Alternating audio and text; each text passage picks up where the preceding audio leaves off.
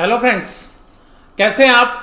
Sir बेहतरीन। एक बहुत बढ़िया न्यूज़ जो है सुप्रीम कोर्ट के हवाले से आ रही है। जो सरकार ने एक एफिडेविट जो है पेश किया है और वो एफिडेविट वास्तव में कस्टमर्स के लिए जो है काफ़ी बेनिफिशियल होने वाला है। तो उसका जो है अवलोकन जो है हम करेंगे कि किस तरीके से जो है इस पूरी खबर का जो है असर हो सकता है, ना केवल गवर्नमेंट के फ्रंट पे, कस्टमर के फ्रंट पे या बैंक के फ्रंट पे। तो सभी एंगल्स के साथ जो है हम बात करेंगे। तो यहाँ पर ये पूरा मामला क्या है, सबसे पहले इसकी बात करते हैं। ये मामला है मोरेटोरियम पीरियड के दौरान जो इंटरेस्ट जो है छोड़ दिया गया था और प्रिंसिपल छोड़ दिया गया था 5 महीने के लिए कि हम इसको डेफर कर रहे हैं, इसकी पेमेंट आप कर दीजिएगा बाद में। तो जो कस्टमर्स जिनको थोड़ी प्रॉब्लम थी तो उनको ये रिलीफ जो है दिया गया था कि आप अपनी पेमेंट को डेफर कर सकते हैं। लेकिन बाद में मुद्दा ये उठा कि बैंकों ने उस आउटस्टैंडिंग पीरियड के दौरान जो भी इंटरेस्ट बना था उसके ऊपर भी ब्याज लगा दिया और जो प्रिंसिपल अमाउंट था उस पर भी ब्याज लगा दिया। तो मुद्दा सुप्रीम कोर्ट में चला गया। अब सुप्रीम कोर्ट में ये जो मुद्दा है वो इंटरेस्ट के ऊपर इंटरेस्ट लगाने से संबंधित है। हालांकि याचिकाकर्ता ने तो इंटरेस्ट छोड़ने की भी मांग की थी, तो सरकार ने वहां पर इंटरेस्ट छोड़ने से तो मना कर दिया कि देखिएगा इंटरेस्ट नहीं छोड़ा जा सकता क्योंकि वो एक कॉन्ट्रेक्चुअल एग्रीमेंट है। गवर्नमेंट को भी ऐसा लगता है और इतना बड़ा बर्डन जो है करीबन 6 लाख करोड़ का जो है बर्डन सरकार अपने मत्थे पर जो है नहीं बढ़ सकती थी। लेकिन दूसरी तरफ जो है सरकार ने आज जो एफिडेविट पेश किया है उस एफिडेविट के अंदर इंटरेस्ट के ऊपर जो इंटरेस्ट की जो है मांग जो है कर रहे थे याचिकाकर्ता कि जी हमारे को उसकी छूट दीजिए, वो जो है लगभग मान ली है। तो हालांकि सुप्रीम कोर्ट अंतिम फैसला लेगा तो वो तो सोमवार को पता चलेगा, लेकिन सरकार ने अपने एफिडेविट के अंदर यानी कि हलफनामे के अंदर ये बात मान ली है कि वो 10,000 करोड़ के आसपास का जो है बर्डन स्वीकार करने के लिए तैयार है। यानी कि वो लोन जो कि 2 करोड़ रुपए तक के हैं उनके ऊपर जो है ये स्कीम जो है हम अप्लाई कर देंगे कि उनका जो इंटरेस्ट के ऊपर जो इंटरेस्ट लगा है उसको जो है गवर्नमेंट खुद वहन करेगी। और ऐसी बातें जो है मैंने 3 चॉइस के साथ आपको पिछले हफ्ते भी वीडियो के दौरान की थी। लेकिन देखिएगा इस पूरे घटनाक्रम के अंदर जो है मैं आपके साथ जो बात करूंगा वो सिलसिलेवार तरीके से करूंगा। एक एक पार्टी के साथ जो है क्या उसका असर होगा वो सब हम जो है बात करते हुए नजर आएंगे। और सुप्रीम कोर्ट जो है सोमवार को फैसला तो अंतिम रूप से दे ही देगा, लेकिन उससे पहले जो है हम पूरे मामले को समझने की कोशिश करते हैं। तो देखिएगा अगर आप जो है पूरे मामले को समझें तो मामला क्या है। Moratorium scheme will waive interest on loan up to 2 crore, centre tells supreme court. तो सुप्रीम कोर्ट ने आज ये जो है कहा कि आप जो एफिडेविट लाइए गवर्नमेंट को, तो गवर्नमेंट आज एफिडेविट लेके गई। हालांकि उनके पास सोमवार तक का समय था, लेकिन जो है सुप्रीम कोर्ट के सामने आज ही पेश कर दिया गया। तो अब सुप्रीम कोर्ट के पास भी काफ़ी समय होगा उसको अंडरस्टैंड करने के लिए। तो interest waiver will apply for the loans taken by MSME. MSME क्या होता है? जो स्मॉल या मीडियम साइज के जो इंटरप्राइजेज होते हैं उनको आप एमएसएमई बोलते हैं। और for education loans, housing loan, consumer goods, auto loans, personal loans and including credit cards. ये जो क्रेडिट कार्ड वाला है ये सबसे ज़्यादा बड़ा रिलीफ है। मैं आपको सीधी बताऊँ, इसी में रेट ऑफ इंटरेस्ट सबसे ज़्यादा है। अब यहाँ पे जो रिलीफ मिलता हुआ नज़र आ रहा है, अब इस रिलीफ के कुछ पहलू हैं जिन पहलू पर हम बात करेंगे। गवर्नमेंट ने कहा कि ये जो रिलीफ है हम केवल और केवल 2 करोड़ रुपए तक के लोन पे देंगे। तो पहली बात ये कि जो 2 करोड़ रुपए के लोन है ये आउटस्टैंडिंग इंटरेस्ट मिला के हैं या उससे पहले हैं, ये बात का जिक्र जो है नहीं किया गया। मान लीजिए किसी के पास जो है 2.25 करोड़ के लोन थे और 25 लाख रुपए इंटरेस्ट बन गया, तो क्या उसके ऊपर भी अप्लाई होगा? क्या ये 2 करोड़ लोन की जो है राशि 1 मार्च को कैलकुलेट होगी, 1 अप्रैल को कैलकुलेट होगी? ये बात भी जो है नहीं बताई गई क्योंकि इंटरेस्ट जुड़ने के बाद जो है अमाउंट बदल जाते हैं। लेकिन फिर भी हम मोटा मोटी देखते हैं कि चलो 2 करोड़ रुपए के लोन है। पीरियड कौन सा कवर होगा? मार्च से अगस्त तक का जो पीरियड होगा। वेवर कैटेगरी के अंदर एमएसएमई होंगे। देखिएगा आप जो स्क्रीन पे देख भी पा रहे हैं, तो जो इसके दायरे में आएंगे एमएसएमई है, लोन से एजुकेशन से संबंधित लोन है, housing, auto, consumer durable loans, credit card loans, personal loan, professional loans and consumption loan. Benefit also available to those who are clearing dues, और जिन्होंने क्लियर कर दिए ड्यूज, यानी कि जिन्होंने अपने क्लियर ड्यू कर दिए हैं उनको ही मिलेगा। यानी कि उन्होंने मोरेटोरियम लिया तो था और उन्होंने अपना बैलेंस जो है क्लियर कर दिया। तो देखिएगा यहाँ पर एक सवाल आएगा सबसे पहला कि जिन लोगों ने समय पर अपनी किस्त भरी थी मोरेटोरियम पीरियड के दौरान कि कहीं उनके ऊपर ज़्यादा ब्याज ना लग जाए, तो क्या उनको भी रिलीफ दिया जाएगा या नहीं दिया जाएगा। तो ये एक प्रश्न खड़ा होता है। तो ये फर्स्ट मैटर ऑफ डिस्प्यूट है जो हमें लगता है कि कल कोर्ट के अंदर जो है या सोमवार को जब सुनवाई होगी तो इस पर भी जो है सरकार को जो अपना स्टैंड क्लियर करना पड़ेगा। तो जो व्यक्ति सही समय पर भुगतान कर रहा था तो उसके साथ क्यों अत्याचार किया जाए, इस सवाल के ऊपर भी जो है जवाब जो है देना पड़ेगा सरकार को, हमें ऐसा लगता है। दूसरा, RBI had allowed borrowers to 6 month moratorium. ये आपको पता है कि आपको 6 महीने के लिए जो है ये वेवर पीरियड मिला था, पुरानी बात। दूसरी बात ये आएगी कि जो 2 करोड़ से ज़्यादा लोन वाले लोग हैं वो भी इस मामले पे जो है डिस्प्यूट करेंगे। तो कपिल सिब्बल जी जाए शायद इस सवाल के ऊपर भी सुप्रीम कोर्ट के अंदर बात करेंगे कि 2 करोड़ रुपए वाले तक का क्या है, जो बाकी लोगों के लोन है, अगर किसी के पास 2 करोड़ 10 लाख का है या बाकी बड़े लोन है तो 2 करोड़ तक ही क्यों सरकार छूट दे, बाकी लोन जो देने वाले हैं उन्होंने क्या काले चने चबा रखे हैं। तो ये बात जो है सुप्रीम कोर्ट में उठेगी। हालांकि वो भी अगर वहाँ पे सरकार के साथ किस तरीके का सामंजस्य बैठता है या सरकार को सुप्रीम कोर्ट आदेश देता है कि 2 करोड़ से ज़्यादा वाले भी कवर होंगे, तो देखना पड़ेगा ये सोमवार को जो आदेश में किस तरीके से जो है पैन आउट होता है। लेकिन जो 2 करोड़ से ज़्यादा वाले लोग हैं वो कॉन्स्टिट्यूशन ऑफ इंडिया का हवाला देते हुए डिस्क्रिमिनेशन की बात करेंगे, तो ये भी सवाल जो है सुप्रीम कोर्ट में उठना जो है लाजमी है और जो मुझे लगता है। तो सीधी सी बात क्या है कि गवर्नमेंट ने पलटी कैसे मारी, बाजी कैसे मारी, क्योंकि जो गवर्नमेंट की जो कमेटी थी जो है सीएजी, जो एक्स सीएजी हैं राजीव महर्षि, उन्होंने कहा था कि जो सेंटर है रिवर्स जो कर दिया अपना स्टैंड, जो कि उन्होंने माना था कि देखिएगा ये इंटरेस्ट वेवर जो है गवर्नमेंट नहीं लेना चाहिए। तो जो इंटरेस्ट वेवर का जो भी केस है वो सरकार के ऊपर बर्डन नहीं पड़ना चाहिए, ऐसा जो है कमेटी के जो हेड हैं वहाँ से ऐसी रिकमेंडेशंस आ रही थी।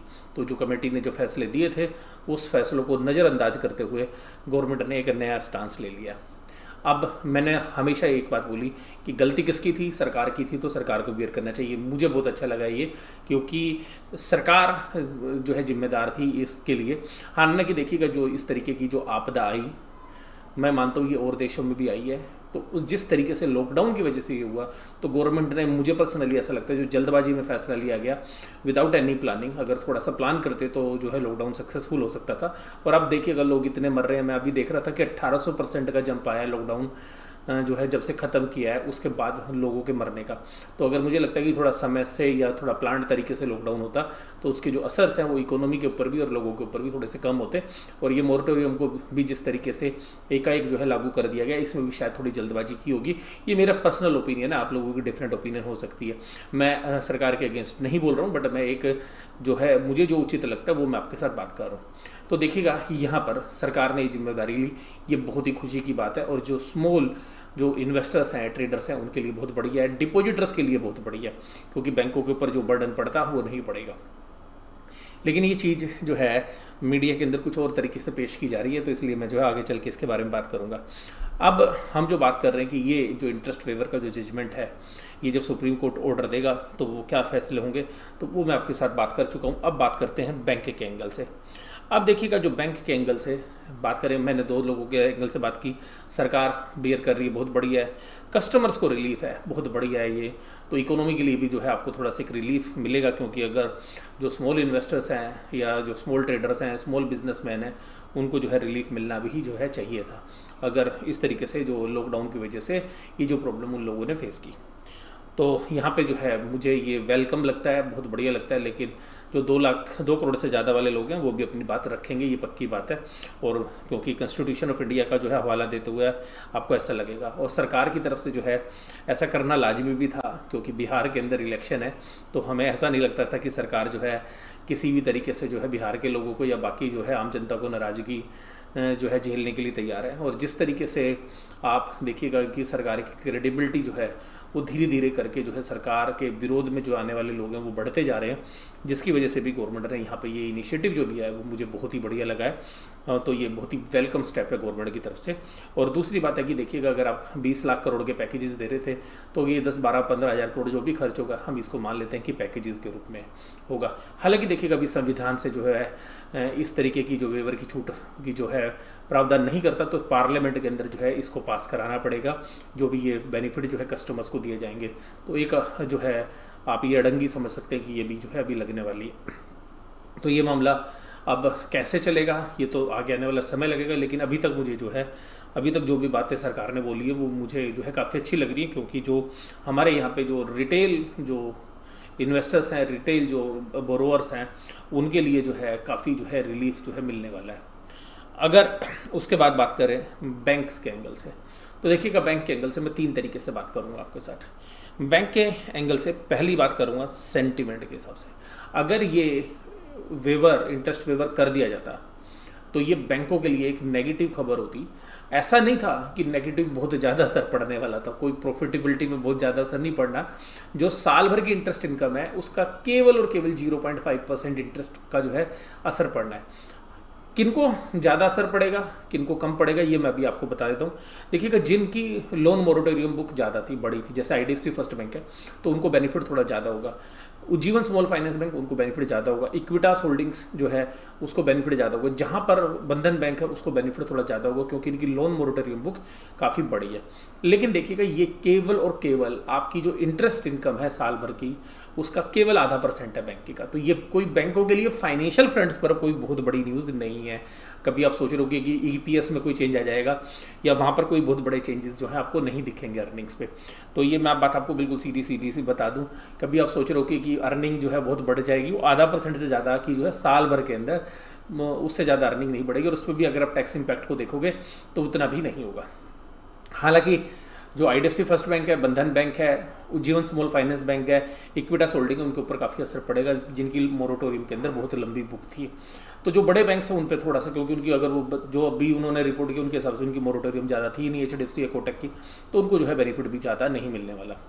तो सीधी सी बात यहाँ पर जो निकल कर आई कि ये जो पूरा फ़ायदा है ये किस तरीके से कैलकुलेट होगा। जो मैं 0.5% की बात कर रहा हूँ वो भी आपको बता दूं कि देखिएगा, ये मैंने जो है पिछली वीडियो के अंदर भी आपके साथ डिस्कस की थी। मान लीजिएगा 1 लाख का जो है लोन है, अगर 1 लाख का जो है लोन है, अगर मान लीजिएगा तो आपके पास लोन आउटस्टैंडिंग और उस पर आप साल भर का 12% इंटरेस्ट लेते हैं, सब मिला के, छोटे मोटे हाउसिंग लोन वगैरह सब मिला लिए, और उसमें से 90% बुक आपकी जो है बिल्कुल साफ़ थी और 10% आपकी मोरेटोरियम में थी, तो आपका 10,800 का इंटरेस्ट होता है।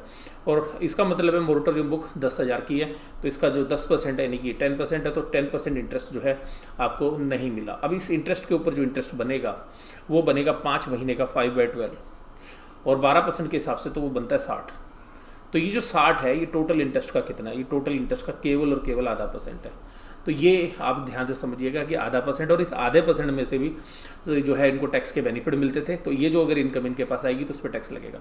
और दूसरी बात बता दूं कि जो भी इंटरेस्ट है ये बैंकों ने सभी ने अपनी फाइनेंशियल स्टेटमेंट में पिछले जून क्वार्टर में ऐड कर रखा था, यानी कि उनकी बुक में ऑलरेडी EPS के अंदर वो कैलकुलेटेड था, इंटरेस्ट के ऊपर इंटरेस्ट। तो ये आप मन में बहम मत रखिएगा कि जो ये इंटरेस्ट है ये एक एक्स्ट्रा अर्निंग होगी बैंक को, नहीं जी, ये बैंक ने पहले ही अपनी अर्निंग में रिकॉर्ड कर रखा है। जून क्वार्टर में भी जाएंगे तो ये अर्निंग बैंक ने अपनी अकाउंटिंग के अंदर शामिल कर रखी है, सितंबर क्वार्टर में भी शामिल करेगी।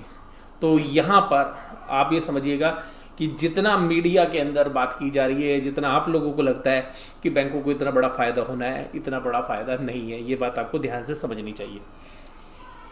इसके अलावा जो है मैं आपके साथ ये बात करूँ कि सेंटिमेंट के लिए कैसा है। बैंकों की सेंटिमेंट के लिए बड़ा पॉजिटिव है, क्योंकि ये सेंटिमेंट बहुत अच्छे होंगे, और किस तरीके से इसका जो है निफ्टी या बैंक निफ्टी पर असर पड़ सकता है ये मैं आपको अगली वीडियो के अंदर जो है आपके साथ डिस्कस करूंगा।